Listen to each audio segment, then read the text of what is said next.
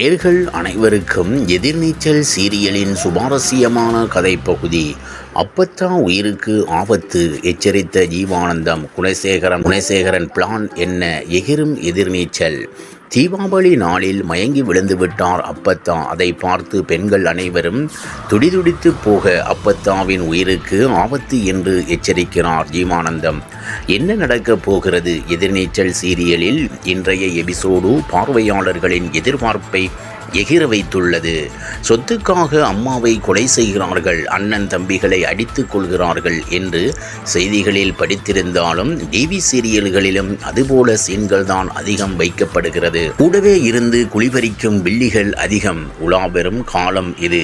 சின்னத்திரையில் வீட்டுக்கு வீடு, வில்லிகளுக்கு வில்லன்களும் சொந்தக்காரர்கள் உருவத்தில் உலா வருகின்றார்கள்.